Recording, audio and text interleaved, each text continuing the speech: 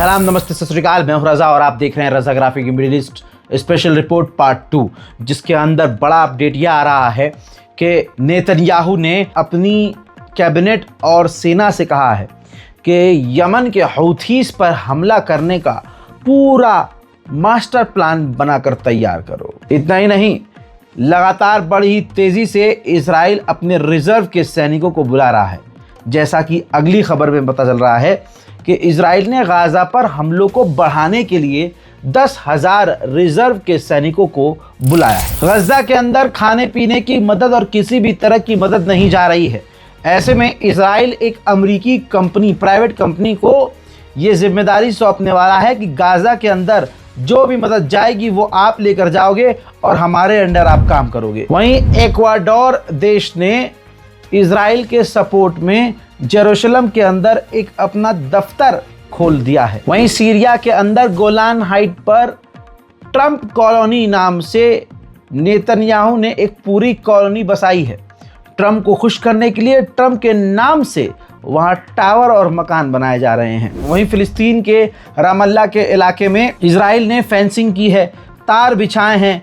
Gaza और फिलिस्तीन के लोगों से इसी तरह से उनकी ज़मीन इजराइल छीन रहा है। חבר'ה, קורה פה משהו מדהים. תראו איזה יופי. אנחנו פה לאורך ציר 60. ליד הכפר שנקרא סינג'יל. מן הסתם זורקים פה אבנים. וצבא ההגנה לישראל הגדול והמכובד לאורך ציר 60. אנחנו שנה וחצי אחרי 7 לאוקטובר 23. צה"ל הגדול. מה הוא בונה פה? משרד הביטחון? גדר? וואלה, איזה הפתעה, איזה יופי. חבר'ה, उधर डोनाल्ड ट्रंप के इशारे पर न्यूयॉर्क यूनिवर्सिटी ने अपने छात्रों को धमकी दी है कि फिलिस्तीन के लिए आवाज़ उठाना बंद कर दो, फिलिस्तीन के लिए प्रदर्शन करना बंद कर दो, वरना फाइनल एग्जामिनेशन में आप नहीं बैठ पाओगे। रफ़ा के अंदर एक 88 साल की फिलिस्तीनी महिला रहती है। वो बता रही हैं कि मुझे दूसरी मर्तबा अपने वतन को, अपने घर को छोड़ना पड़ रहा है। जुल्म की इंतहा है। देखिए,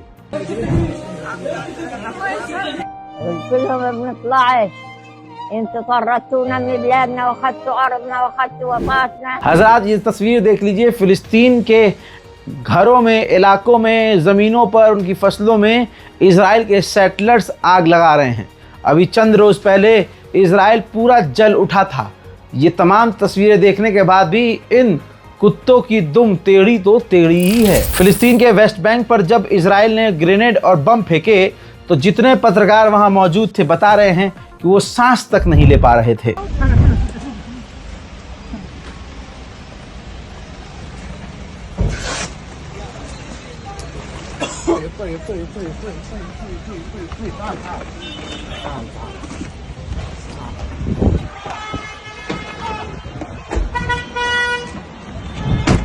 उधर फिलिस्तीन के वेस्ट बैंक में ह्यूमन राइट के लिए काम करने वाले, एक्टिविस्ट के तौर पर काम करने वाले एक फ़िलिस्तीनी नौजवान को, एक फ़िलिस्तीनी व्यक्ति को परेशान किया जा रहा है।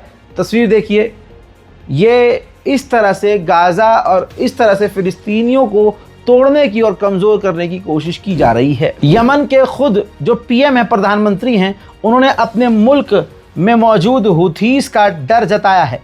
कहा कि हूथीस के पास इतने हथियार हैं कि वो हमारे सरकारी स्ट्रक्चर्स को बर्बाद कर सकते हैं, तबाह कर सकते हैं। 5 साल की हिंद रजब, गाज़ा की वो लड़की जो इजराइल की बमबारी में गाड़ी के अंदर फंस गई थी और उसकी मौत ऐसी हुई कि वो एक नंबर पर, हेल्पलाइन नंबर पर कॉल करके मदद का इंतज़ार कर रही थी। जब तक ऑर्गेनाइजेशन और मदद वहाँ पहुँचती, इजराइल ने दोबारा से उस गाड़ी को निशाना बनाया जिसमें 5 साल की वो प्यारी सी, खूबसूरत सी बच्ची, मासूम सी बच्ची मौजूद थी, दबी हुई थी। उस पर हमला करके इजराइल ने उस बच्ची को शहीद कर दिया। पूरे 1 साल तक इन्वेस्टिगेशन, हिंद रजब फाउंडेशन, उसी लड़की के नाम पर जो फाउंडेशन बना, हिंद रजब फाउंडेशन, उसने 1 साल तक रिसर्च करी, पता लगाया, कोशिश की कि हिंद रजब को जो कत्ल किया गया, बच्ची को, 5 साल की मासूम बच्ची को, उसमें असली जिम्मेदार कौन था। तो ये तस्वीर जारी की गई है। एक आईडीएफ का ऑफिसर है जो सीधा जिम्मेदार है, जिसने हमले का आदेश दिया था। अब कहा जा रहा है कि हिंद रजब फाउंडेशन ने इस ऑफिसर के खिलाफ इंटरनेशनल क्रिमिनल कोर्ट में केस दर्ज किया है। इजराइल के अंदर अभी 3 रोज पहले आपने देखा कि खतरनाक आग लगी थी। अब जरा ये भी देख लीजिए, इजराइल में बाढ़ भी आई है। ऐसी बाढ़ आई है कि इजराइल को अपने सबसे लंबे 2 हाईवे को बंद करना पड़ा है। सबसे लंबे जो रोड थे, हाईवेज, उनको बंद करना पड़ा है इजराइल को। ये तमाम चीज़ें देखने के बाद भी इन यहूदियों को अकल नहीं आ रही। उधर अमेरिका ने दे दी है इजाज़त इजराइल को कि वो इजराइल जो है हुथीस पर, यमन पर हमला कर सकता है। अमेरिका ने कहा कि हुथीस पर हमला करने के लिए इजराइल फ्री है। हजरात, उधर इजराइल में नेतन्याहू के ही खिलाफ खतरनाक प्रदर्शन हो रहे हैं। लगभग ये 2 साल गुजर चुका है, लेकिन अब प्रदर्शन तेज हो चुके हैं। वहीं स्वीडन में फिलिस्तीन के समर्थन में जो स्टूडेंट सड़कों पर हैं, उनको भी गिरफ्तार किया जा रहा है। Och palestinierna, de förtjänar rättvisa lika mycket som alla andra. Lika mycket som du och jag och som vilken annan människa som helst. No justice! No justice! No justice! उधर बेल्जियम, जी हाँ, बेल्जियम में जबरदस्त प्रदर्शन फिलिस्तीन के समर्थन में देखिए।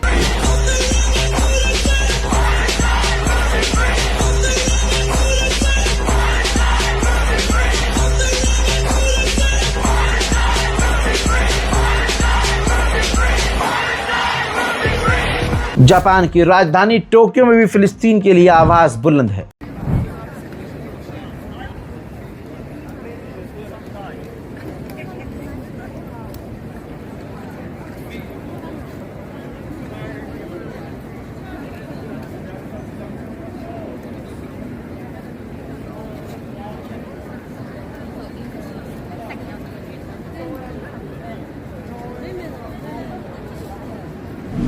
ठीक इसी तरह से साउथ अफ्रीका में भी गाजा और फिलिस्तीन के लिए आवाज बुलंद की जा रही है और इजराइल का विरोध हो रहा है।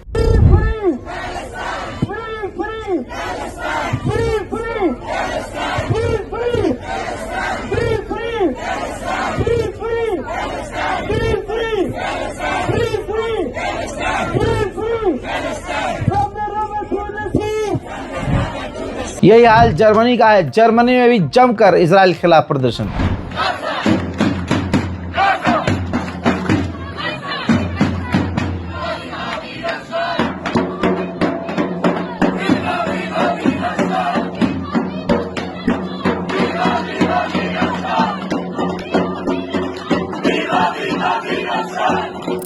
फ्रांस की राजधानी पेरिस में भी फिलिस्तीन के लिए प्रदर्शन जारी है। दर्जनों गिरफ्तारी हो चुकी है, लेकिन फिर भी प्रदर्शन फिलिस्तीन के लिए पेरिस में जारी है।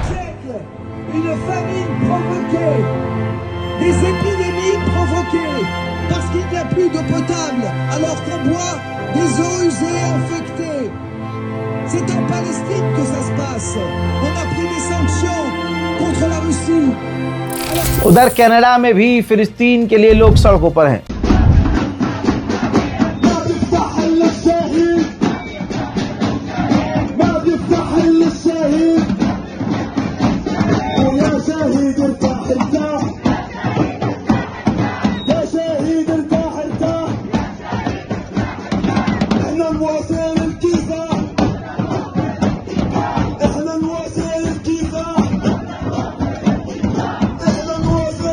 उधर इंग्लैंड में भी इजराइल के खिलाफ प्रदर्शन तेज हो गए हैं।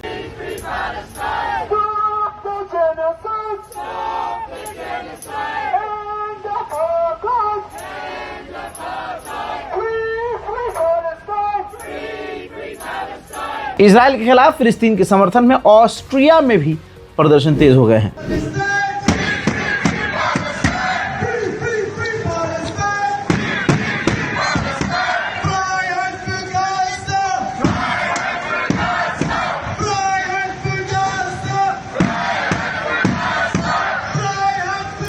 यमन की हुथीस की मिसाइल इजराइल के international airport Ben Gurion airport पर जाकर गिरी थी। उसके मंजर मैं आपको दिखा चुका हूं, लेकिन अब यमन ने ये और कह दिया है, हुथीस ने ये और कह दिया है कि अभी हम इजराइल पर हमले और बढ़ाएंगे। जिसके बाद इजराइल की नींद उड़ चुकी है। मिडिल ईस्ट स्पेशल रिपोर्ट में फिलहाल के लिए इतना ही। रिपोर्ट को शेयर कीजिए, दुआओं में याद रखिए। जय हिंद।